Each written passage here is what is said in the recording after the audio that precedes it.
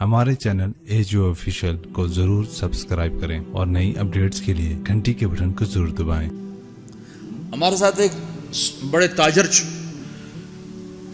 تیار ہوئے 3 دن کے لیے، وہ نماز ہی نہیں پڑھتے تھے، تو ہم ان کو نہیں کہتے تھے نماز پڑھو، بس 3 دن لگا کے چلے جاتے تھے۔ نماز نہیں پڑھ رہے، ٹھیک ہے آ جاؤ 3 دن آتے رہے، نماز کوئی نہیں، 3 دن لگ رہے ہیں، 6 مہینے بعد 3 چلے کے لیے تیار ہو کر نکل گئے۔ لِمَ تَقُولُونَ مَا لَا تَفْعَلُونَ، جو کام نہیں کیا اس کے بارے میں کیوں کہتے ہو میں نے کیا ہے۔ کَبُرَ مَقْتًا عِندَ اللَّهِ، اللہ کی بارگاہ میں بہت بڑا گناہ ہے۔ أَن تَقُولُوا مَا لَا تَفْعَلُونَ، تم لوگوں سے وہ کہو جو تم نے نہیں کیا، چونکہ یہ جھوٹ ہے اور جھوٹ کبیرہ گناہ ہے۔ جھوٹ کبیرہ گناہ ہے، یہ نہیں کہ اگر میرے پاس کچھ نہیں تو میں تبلیغ بھی نہ کروں، تو میرے تو ذمہ ہے، اگرچہ بت ہیں جماعت کی آستینوں میں، مجھے ہے حکم اذان لا الہ الا اللہ۔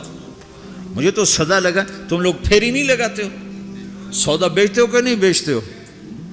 ارے بکتا ہے کہ نہیں بکتا؟ پھیری لگانے سے سودا بکتا ہے۔ تم لا الہ الا اللہ کی پھیری لگاؤ، تمہیں بڑے خریدار ملیں گے۔ تم نے پھیری لگانا ہی چھوڑ دیا ہے، صرف ڈالر بنانے کے چکر میں پڑ گئے ہو۔ یہ ہمارا کام ہے، یہ ہماری ذمہ داری ہے۔ تبلیغی جماعت نہیں، محمد مصطفیٰ صلی اللہ علیہ وسلم میدان عرفات میں کہہ رہے ہیں، نضر اللہ امرأ سمع مقالتی فوعاها ثم اداها كما سمعها فرب مبلغ اوعى من سامع۔ میں نضر آباد میں بتاؤں گا، یا اللہ جو میرا امتی، جو تیرا بندہ میرا پیغام سنے، پھر اسے محفوظ کرے، پھر آگے پہنچا دے، عمل کرے یا نہ کرے، اس میں ہے ہی نہیں۔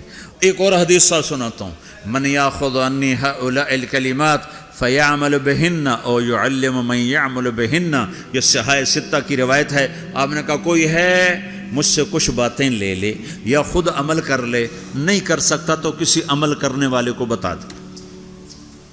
تو اگر عمل کرنا شرط ہوتا تبلیغ کے لیے تو میرا نبی یہ تو نہ کہتا۔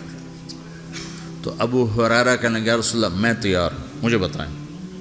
یا اللہ جو میرا امتی تیرا بندہ میرا پیغام سنے اور اسے آگے پہنچا دے، جیسے سنا تھا آگے پہنچا دے، تو یا اللہ تو اسے نظرت عطا فرما۔ نظرت،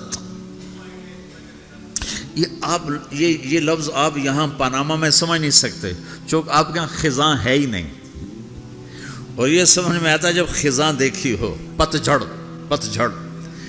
دسمبر میں آ کر ہمارے ہاں پتے جھڑ جاتے ہیں، جنوری میں پتے جھڑ جاتے، درخت ننگے ہو جاتے، بالکل ننگے ہو جاتے۔ اور قرآن میں یہ لفظ آیا تعرف فی وجوہہم نظرۃ النعیم، تو دیکھے گا ان کے چہروں پر نعمتوں کی نظرت۔ ابھی میں ترجمہ بعد میں کرتا ہوں۔ وَلَقَّاهُمْ نَظْرَةً وَسُرُورًا، ہم انہوں نے سرور بھی دیا، نظرت بھی دی۔ نظرت ظاہر کی چیز ہے، سرور اندر کی چیز ہے۔ اب نظرت کیا ہے؟ جنوری تک پتے گرتے ہیں، درخت ننگے ہو جاتے ہیں۔ جب فروری کے پہلے ہفتے میں ذرا ٹھنڈک کم ہوتی ہے تو پھر شگوفے نکلتے ہیں اور پتے نکلتے ہیں۔ ان پتوں میں 3 چیزیں ہوتی ہیں، ایک بڑا خوبصورت سبز رنگ ہوتا ہے، دوسرا اس میں چمک ہوتی ہے، تیسرا وہ نرم و نازک ہوتا ہے۔ جب وہ مارچ میں آتا ہے تو چمک ختم ہو جاتی ہے، نرمی رہتی ہے اور سبزہ رہتا ہے۔ جب اپریل آتا ہے تو اس کی نرمی بھی ختم ہو جاتی ہے، چمک بھی ختم ہو جاتی ہے، صرف سبزہ رہ جاتا ہے، سبز رنگ رہ جاتا ہے۔ یہ جو اس کے اندر 3 خوبیاں جمع ہوتی ہیں، ایک چمک، ایک رنگ اور ایک اس کی لچک اور نرماہٹ، یہ تین چیزیں ہمارے علاقے میں درخت کے پتے کو صرف 1 مہینے کے لیے نصیب ہے۔ اس کو کہتے ہیں بہار۔ دنیا میں ناممکن ہے ایسی بہار مستقل قائم رہے۔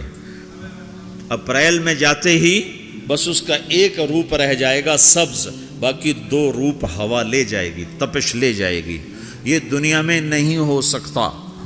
تو میرا نبی کہتا ہے یا اللہ جو میرا امتی، جو تیرا بندہ میرا یہ پیغام لے کے لوگوں تک پہنچے، اسے تو ایسی بہار دے جس میں خزاں نہ ہو، اسے تو ایسا خوبصورت کر دے جس کے پیچھے بدصورتی نہ ہو، اسے ایسی خوبصورت زندگی دے جس کے پیچھے بدصورتی نہ ہو، اس کے اندر کو خوبصورت کر دے، باہر کو خوبصورت کر دے، خوشحال کر دے، آباد کر دے، نہال کر دے، آباد کر دے، دنیا میں بھی خوبصورت بنا دے، آخرت میں بھی خوبصورت بنا دے۔ نظر اللہ، آگے مفعول فی ذکر نہیں کہ کہاں یہ بہار ہو، تو دنیا میں بھی آخرت میں بھی، دنیا میں بھی آخرت میں بھی۔ کہ یہ دعا کسی کو نہیں دی سوائے تبلیغ والوں، جو بھی تبلیغ کرے، میں کروں آپ کرو جو کرے، یا اللہ جو میرا یہ کام کرے اس کی زندگی میں خزاں نہ آئے، اس کی زندگی میں بہار۔ کون سی بہار؟ وہ 3 صفت والی بہار کہ چمک بھی ہو، رونق بھی ہو، حسن بھی ہو، جمال بھی ہو، کمال بھی ہو، اور زوال سے پاک کر دے۔ یہ دعا ہے جو تبلیغ کا کام کرے گا۔